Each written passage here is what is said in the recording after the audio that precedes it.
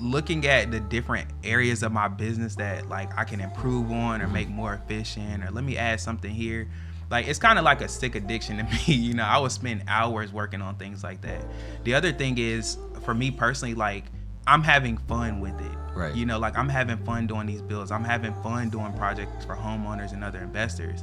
And the day it does not become fun anymore is like when I should probably stop. Right. Building out like, hey, let me find an easier way to manage my bids from my subcontractors, right? Let me find an easier way to like manage that CRM or that pipeline from customer inquiry to, you know, completion of a project. Even managing like a new build. So I know the homes I'm building. I know the materials I used on the last one, and if I had to order 30 more 2x4s, let me add that to the material list. So now all I got to do is, hey, Lowe's or whatever material vendor I'm going with, like, let's get that same material back out here, right? So I don't have to think about things twice. If I think about it once the first time, I don't have to think about it again. Smart. Yeah. So you're treating it like a business. Like you're getting the systems and processes in place, which again make sense with the engineering background, and it's the right thing to do, right? Before you scale your team, you get your processes in place as much as possible to become efficient as possible, and then when you completely exhaust that, then you start hiring and scaling and stuff like that. What do you think about partnerships? I always tell people it has to make sense. So I've had several investors reach out to me and say, hey, let's partner on a deal. I'll tell you like one example, right? So a guy wanted to buy a piece of land that was like 25 grand, right? The ARV of the home is, let's say, 350. He was like, you fund the build, I buy the land, you do the work, and then we split profits 50-50. It's like, that is the dumbest deal ever. I could just buy the land for $25,000 myself, and I'm doing the rest of the work. 100%. So up until this point, I've only had probably one partnership that worked. And that was more so just like looking at the funding side of it. It wasn't even, hey, let's both work on this project and we're both joint, you know, JVing on it. It was, I've never done any partnerships with that.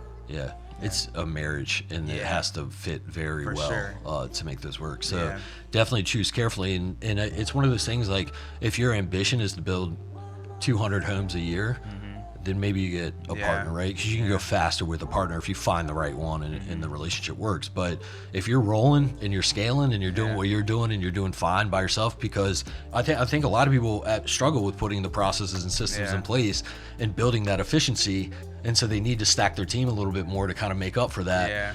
And so if you're able to do that and keep that really efficient, then you just keep doing your thing, you know? Yeah, I think for me, like, looking at the different areas of my business that like I can improve on or make more efficient, or let me add something here, like, it's kind of like a sick addiction to me. You know, I would spend hours working on things like that. The other thing is, for me personally, like, I'm having fun with it. You know, like, I'm having fun doing these builds. I'm having fun doing projects for homeowners and other investors.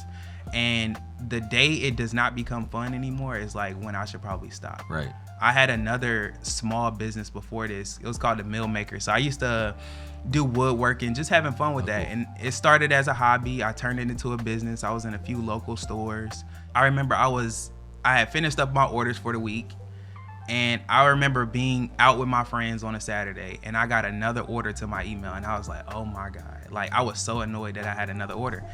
And he was like, you know, if that's how you feel about getting an order, you probably shouldn't be doing this anymore. And I was like, good point. And I stopped it. Yeah, it's a sign. Because it went from a hobby that I was having fun with to now I have to do this. And it just wasn't fun anymore, you know? So, and I haven't really done woodworking since then, which is kind of crazy.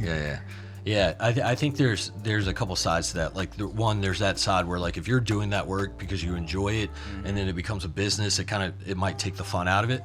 If you're doing part of something that you enjoy overall, but you start to get annoyed at one part of it, like, let's say it was taking the order specifically, which it probably wasn't, because then you got to go produce that and stuff like that. But, like, let's say if a part of a business, if like taking that order and going through that process is annoying, then you just hire someone for it, right? And then you focus on what you like, and then hire someone for the next thing that annoys you, and the next thing.